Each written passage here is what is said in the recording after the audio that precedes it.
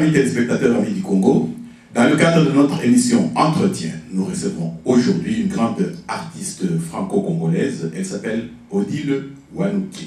Madame Odile Wanouké, bonjour. Bonjour, Shakespeare. Et nous sommes en pleine période électorale au Congo. Vous suivez l'actualité aussi? Tout à fait, je la suis.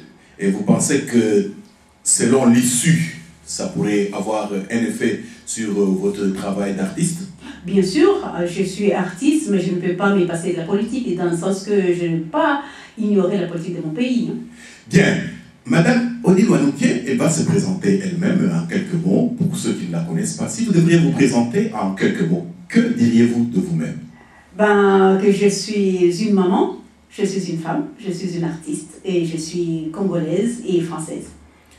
C'est pas tout. Et c'est pas tout, j'ai une école de danse, je suis artiste et j'ai des projets pour mon pays. Voilà, c'est en deux mots. Et l'école de danse, elle est où?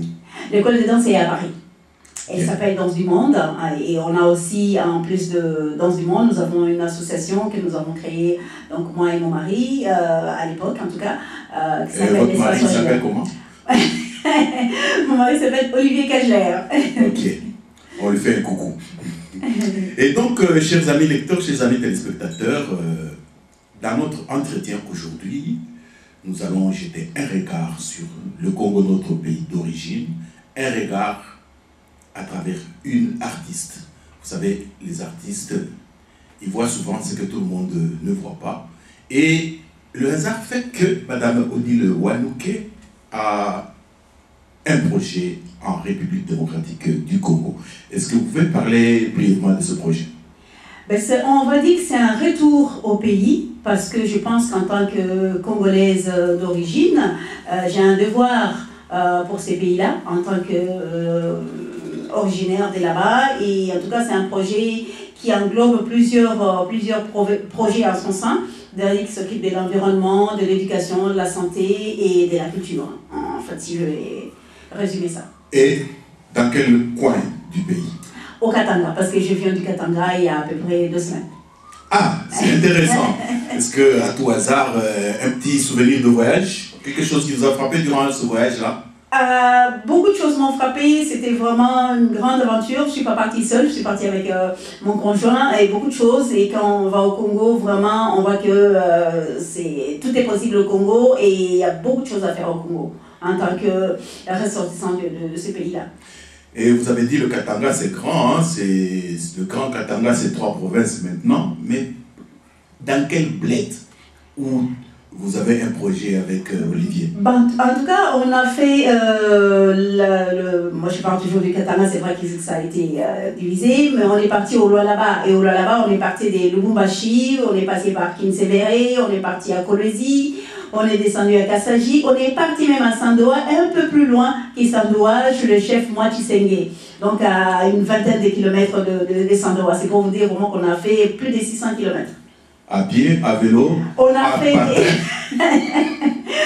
fait à pied, en bus, en moto. Et vous recommanderiez à quelqu'un de refaire le même voyage pour son plaisir?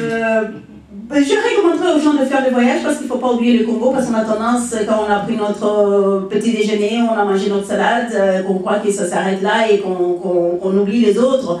Et moi, en tout cas, j'avais l'impression de remonter le temps. C'est-à-dire, je venais de Paris, je suis descendue à Lubumbashi, j'ai vu une structure au niveau de l'architecture qui a changé. Je suis partie dans des villages où il n'y avait pas d'électricité, il n'y avait rien du tout. Donc, j'avais l'impression de remonter dans le temps.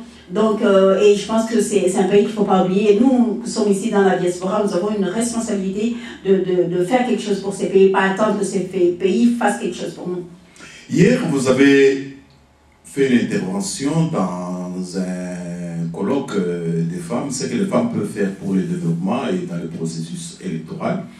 Il y a quelque chose qui m'a fait mal au cœur, parce que pour ceux qui ne le savent pas, je suis aussi né au Katanga, je suis un fils de mineur, je sais ce que c'est les mines.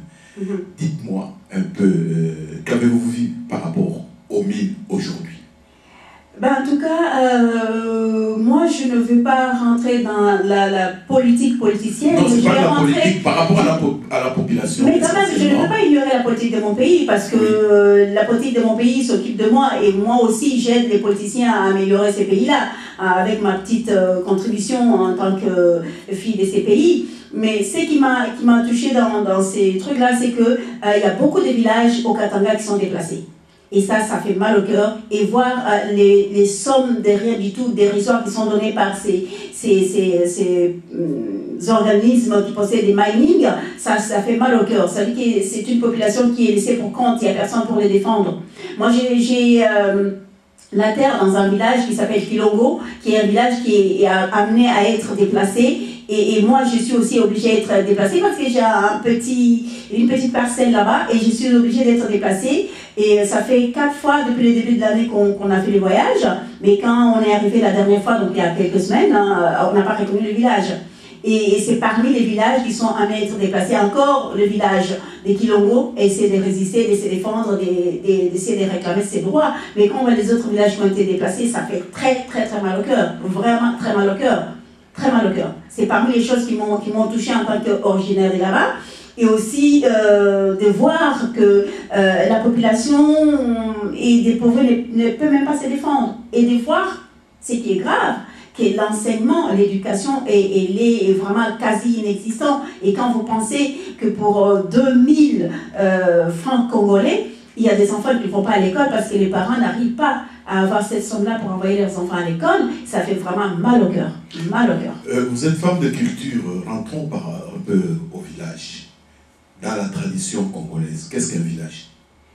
Un village, c'est composé des habitants, c'est composé d'un chef, c'est composé d'une culture, d'une cosmogonie, des croyances, de l'environnement, c'est un tout, un village. C'est un petit microcosme qui représente en fait le monde, parce qu'à partir de là, la personne qui naît au village, elle a une culture, elle apprend des chansons, elle apprend un langage, elle apprend comment vivre, elle apprend comment percevoir le monde, elle apprend comment se défendre. Et quand vous prenez tous ces éléments-là, franchement, moi, je suis née au Katanga, et j'arrive au jour d'aujourd'hui, je ne me retrouve plus. Parce que je vois qu'à la place, par exemple, des chaises qui étaient faites en bois, parce que ce sont les éléments qui environnaient l'existence des Katangais, parce que je parle que du Katanga, et ça n'existe plus. On trouve des plastiques qui sont vraiment nuisibles pour leur santé. On trouve que les gens sont maintenant ignorants des techniques ancestrales qui pouvaient les aider à faire ces chaises-là. Ils sont, on ne sait pas, on dirait, excusez-moi les termes, c'est des zombies. Et ça fait mal au cœur. On ne sait pas pourquoi ils ont laissé leur culture. Vous arrivez, moi c'est qui m'a choqué, on arrive à Lubumbashi, pour remonter un petit peu dans une grande ville. Oui, et on a les familles, à la limite, parler Swahili ou apprendre le Chokwe ou le Lunda ou d'autres, ou les Luba ou je ne sais pas à quelle langue du Katanga, c'est presque péjoratif pour un enfant. Or, c'est ça qui forme un enfant. Un enfant qui n'a pas son langage, qui n'a pas sa langue maternelle, mais il est perdu, parce qu'on va apprendre le français, bien sûr, mais qu'est-ce qu'on connaît du français, à part le film qu'on montre à la télé, ce qu'on nous dit à la radio, les brides de cette culture-là, et on laisse tomber sa propre culture pour prendre la culture de l'autre, alors qu'on ne connaît pas cette culture. Donc, quelque part, on est un peu perdu. Un enfant qui ne sait pas parler très bien français, et qui ne sait pas parler très bien Swahili ou Chokwe, ben, c'est un enfant perdu. Et si ça continue comme ça, d'ici 5-10 ans, disons d'ici une génération, il y a risque que certains pans entiers de la culture congolaise dans ces régions minières puissent disparaître. Mais je pense que c'est pas seulement ça, c'est pas seulement un problème du Katanga, c'est un problème aussi même des Kinshasa. On connaît plus ce qui se passe à Paris que ce qui se passe au Congo, c'est vraiment regrettable. C'est vraiment inconcevable. Et ça, nous sommes tous responsables. Je vois, nous qui sommes ici, les parents, ben, c'est très peu de familles qui apprennent aux enfants de parler lingala, de parler swahili, etc. Parce que c'est quelque chose devenu presque un complexe. Et ça, c'est pas bien. Et c'est ça qui fait que nous soyons nous. Je me sens bien à parler lingala, à parler swahili, à manger du foufou. Les gens veulent aller manger de l'hamburger alors qu'ils n'ont pas les moyens de fabriquer de l'hamburger. Ils laissent tomber les kakonté. Aujourd'hui, j'arrive au Katanga, je voudrais manger le kakonté. Pour ceux qui ne savent pas, c'est l'espèce de boule nationale fait avec les maïs. À l'époque, ma grand-mère me préparait ça, c'est l'aliment des bases de Katangais. Eh bien non, on va manger un foufou fait à base de maïs, mais à la façon de Tanzanie, parce que maintenant, on préfère manger, comment ça s'appelle, les maïs faits à la façon tanzanienne, qui en fait appauvrit le maïs. Enlève les éléments qui sont importants pour le corps, et du coup on se trouve avec des papas qui ont des ballons coloniales parce qu'ils mangent mal, je suis désolée, ils mangent mal parce qu'on a enlevé l'élément qui pouvait être bien pour le corps, et parce que c'est tout blanc, c'est une farine blanche, donc on ne préfère plus la farine jaune de l'époque qui était vraiment bien, qu'on préparait. Il fallait mettre une demi-heure avant que ça achète pour que ça puisse vraiment être solide pour qu'on puisse manger. Et on a oublié. Je disais à tout le monde, mais préparez-moi le kakonté. Ah mais c'est des choses anciennes, qu'est-ce que tu veux? Mais bon. Les choses anciennes. Alors qu'ici, les choses anciennes sont dans les musées. Sont dans les musées et sont réels. On va manger les choses de culture des autres, alors que s'il faut manger les choses de l'endroit où on est, parce que ces choses-là poussent par rapport au climat. Vous n'allez pas manger des choses du pays froid alors que vous êtes dans un pays chaud. C'est contradictoire par rapport à votre santé, et les gens ne le savent pas. Et ça, il n'y a pas une éducation qui fait que mais je suis fière de manger du foufou, que de manger des frites. On est arrivé, mais vous allez manger des frites. Mais non, on ne veut pas des frites, on veut manger du capoté. Alors on regarde avec des yeux comme ça, mais c'est pas possible. Et ça, c'est qu'une base, et c'est la base d'une société. Et si on refuse ça, ben, on se refuse nous-mêmes. Et donc, quelque part, on se perd. Odile Wanouké, vous avez été à vos sources, vous dites, on perd le village, on perd les cultures là où on a vécu, même les chansons, même la langue, et on devient quoi? Ben, on devient congolais sans être congolais, on devient africain sans être africain, on veut ressembler à l'européen sans l'être, on veut ressembler à l'américain sans l'être. Donc, quelque part, on se perd. Et je pense qu'il est temps vraiment de sonner l'alarme, c'est dire réapproprions-nous notre culture. Moi, quand je vais voir, on est parti, c'est vrai qu'on a fait tous ces voyages avec mon mari, on est parti jusqu'au village de Mwachisengue. Donc, là où il y a le chef, le roi, hein, qui représente un petit peu l'empereur, on me dit, oui, mais qu'est-ce que tu vas chercher chez ces gens-là? C'est des sorciers, mais vraiment, tu viens de l'Europe pour la vivre. Mais j'ai dit, je respecte ces gens-là parce que ce sont mes racines. C'est eux qui font que je sois. Parce que sans ces gens-là, je ne suis pas. Parce qu'ils m'ont donné une façon de voir les choses. Et si on regarde, on est parmi les rares empires, on va dire Empire Lunda, qui englobe les 5 familles, comme on dit. Je ne vais pas rentrer dans l'histoire de ces 5 empires, mais qui respectons notre empereur, le Moitiave. Et ça me donne des racines, et ça me donne des valeurs, ça me donne pour défendre qui je suis. Je ne vais pas être complexée par rapport au roi belge quand j'ai mon roi Tchokwe Fassanfon à moi. Ou alors j'ai Rémi. Je ne vois pas pourquoi je dois honorer le roi belge plus que le roi Tchokwe. Vraiment, il y a un problème là-dessus. Et si je fais ça, c'est que je me perds moi-même. Oui, Madame Odile Wanouké, l'état des lieux que vous dépeignez là est catastrophique et même alarmant. D'après vous, quelle en est la cause? Ah là là, il y a plusieurs causes. Déjà au départ, je pense qu'il faut nous remettre nous-mêmes Congolais en cause. Parce qu'il y a quelques années, en tout cas en Europe, en France, comme en Belgique, même quand on partait à Londres, parce que j'ai la chance, par mon métier d'artiste, de voyager un peu, même aux États-Unis, quand vous arrivez et vous commencez à parler du Congo, quand vous dites déjà je m'appelle Wanouké, mais t'as pas un autre nom, mais toi tu t'appelles comment? Oh, moi je m'appelle Georges, mais Georges, je ne connais pas des Georges au Congo, est-ce que tu parles? Moi, je m'appelle Nzolani. Nzolani, c'est quoi Nzolani? C'est pas Nzolani, c'est Nzolani. Ah oui, mais on est en France, mais non. Je m'appelle Nzolani. Pourquoi je dis Nzolani? Ça veut dire que tu t'es remis. Tu as dit qu'on t'appelle Nzolami. Les Chinois, ils ne veulent pas déformer son nom pour qu'on l'appelle comme ça. Il dit, je m'appelle comme ça, et toi, tu t'adaptes à sa culture. Et c'est ça qui fait sa force. Mais quand tu commences à dire, je m'appelle Nzolami, tu t'es perds. Tu t'es remis. Donc, quelque part, c'est nous-mêmes d'abord qui sont fautifs en disant, oui, on nous envahit, on fait ceci, mais regardons quelle est notre part dans ces problèmes-là, je pense. Oui, Madame Odile Wanouki, comment s'en tirer? Que faire? S'approprier de sa culture, c'est dire qu'on a un pays, et je ne vois pas pourquoi on a un très grand pays, on va laisser notre pays aller vivre ailleurs parce que là-bas ils sont mieux organisés. Pourquoi on est mieux organisé au Rwanda, en Angola, et là on est en train de nous massacrer, on est en train de laisser notre territoire pour aller dire non parce que là-bas ils sont mieux organisés. Pourquoi nous on ne peut pas nous organiser? Pourquoi? Je vais répondre à votre question. Dans 2 semaines, il y a des élections en République démocratique du Congo. Et les élections, ça se sent-entend qu'on va choisir des gens qui vont organiser le pays et qui vont s'occuper de ce qui est général. Et si vous devriez donner un message aux électeurs, parce que finalement, tous ces gens qui souffrent, tous ces gens à qui il faut 2000 francs pour payer les études des enfants, et pour que les enfants aillent à l'école, n'ont pas cet argent, c'est eux qui vont donner le pouvoir. Si vous devriez vous adresser à eux, par rapport à ce que vous avez vu au Katanga, et tout ce que vous savez sur le pays, que diriez-vous?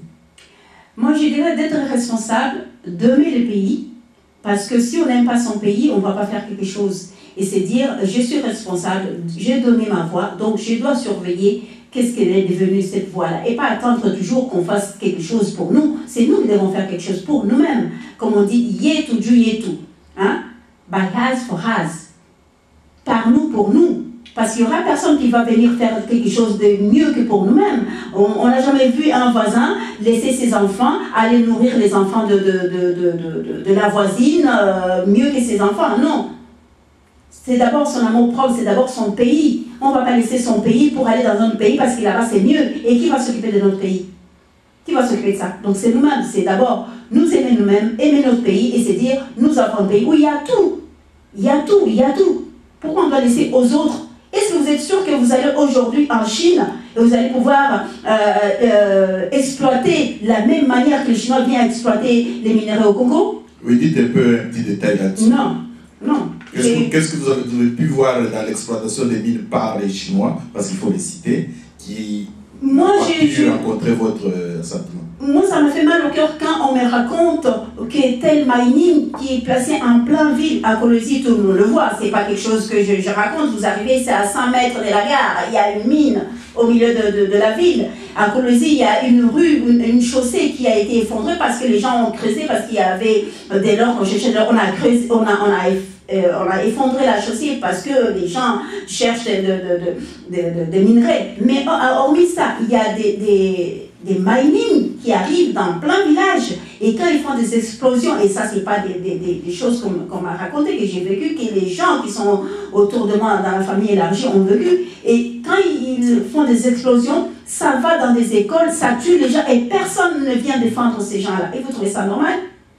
Il y a des routes, mais on s'imagine qu'on est sur la Lune, on ne peut pas passer. On a fait 150 km à moto parce qu'on ne pouvait pas prendre, des voitures, étant donné l'état des routes. Vous trouvez ça normal? Il y a des dizaines de minings qui sont là, qui ont des tracts, des tonnes et des tonnes, et qui abîment les routes. Est-ce qu'on ne peut pas dire à ces gens-là, vous venez prendre des minerais, est-ce que vous ne pouvez pas réparer ces routes-là? Pourquoi on ne peut pas le dire? Oui, justement, c'est ça ma question. Parce que maintenant, ceux qui doivent le dire et le faire, on va devoir les élire. Mais aux électeurs. J'ai dit aux électeurs d'exiger à ce que ces gens-là fassent leur boulot. Et j'ai dit aux électeurs de ne pas attendre toujours quelque chose de ces gens-là. Eux aussi doivent se mettre debout pour que le Congo soit debout. Il ne faut pas toujours attendre d'en haut. Il faut que les choses commencent en bas. Quand on dit et tout ça, ben c'est sûr que ça va être vendu. Mais si vous dites je me mets là debout, mon pays ne sera pas vendu, il faut que j'exige des gens qui viennent faire ça et que vous fassiez ça. Parce qu'avant que ces gens-là, il y a les propriétaires terriens qui doivent dire quelque chose. C'est pas qu'on vous donne, je sais pas, 10 000, 20 000 dollars et vous vendez le territoire. Après, ces gens-là, ils commencent à vous imposer leur loi. Non, je suis désolée. On a un pays, on a quand même un État. Donc, quand vous élisez les gens, faites attention, surveillez ces gens-là. Faites comme à l'époque. Parce que nous, traditionnellement, on a toujours eu la démocratie. Moi, je prends l'exemple de Moitiave, l'empereur, le roi, etc. Le peuple, quand il n'était pas content, qu'est-ce qu'il faisait? Il y avait un porteur de parole qui était là, qui arrivait à 6 h du matin devant la case du roi ou le château du roi, il tapait, voilà, les villageois ont dit ça, tu as fait ça, il chantait, il disait les choses telles qu'elles étaient. L'empereur, content ou pas content, il entendait ça. Et après, le chef changeait. Parce que c'est ça, parce que ces gens que nous élisons, ils sont là pour qui? C'est pour nous. Moi aujourd'hui, si j'arrive à parler politique, on me dit, ben, tu es artiste, tu n'as pas parlé politique. Non, j'ai parlé politique parce que si je ne m'occupe pas de la politique, je ne pourrais pas voyager, je ne pourrais pas faire ma culture, je ne pourrais pas danser, je ne pourrais pas aider les autres. Donc je suis obligée aussi d'avoir un œil en disant, oh, vous êtes bien les chefs, mais on vous a élu pour ça, faites ça. Je pense que nous devons être responsables, nous les Congolais. Aussi petits que nous soyons, à quelque niveau que nous soyons. Pas toujours dire, ah non, parce que moi je ne suis pas ministre, je ne peux pas parler. Mais non, on doit parler. Parce qu'avant d'être ministre, il a été nulle part aussi. Donc voilà. Merci beaucoup, Madame Odile Wanouké. C'était un plaisir pour l'info en ligne de Belgique de vous recevoir. Mais avant de terminer, nous devrions quand même parler de votre profession d'artiste. Dites-nous quelque chose par rapport à ce que vous faites à Paris, où on peut vous voir, quelle activité pourrait intéresser les gens? Alors, à Paris, je fais beaucoup de choses. J'ai fait la danse, j'ai fait les côtés culturels, et j'ai une école de danse qui s'appelle Danse du Monde, où il y a à peu près 11 départements avec différentes danses. Mais cette année, comme j'ai un regard tourné vers le Congo, en tout cas, ça fait 4 fois qu'on est parti avec mon mari pour voir qu'est-ce qu'on peut faire pour ce pays, pour cette province, en tout cas, parce que je ne peux pas prétendre faire pour tous les Congos, mais en fait, au moins commencer quelque part.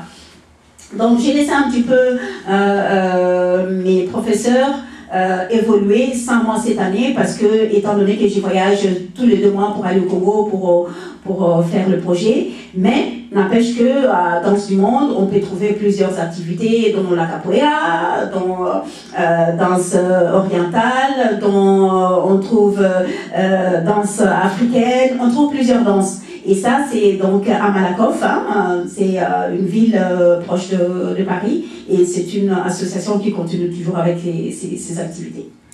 Merci beaucoup, Madame Odile Wanouké, pour cet entretien que vous avez accordé à notre journal en ligne. Amis téléspectateurs, amis du Congo, nous recevions donc Madame Odile Wanouké, qui est diplômée en art dramatique de l'Institut national des arts à Kinshasa, elle ne l'a pas dit, et donc que je connais depuis un quart de siècle.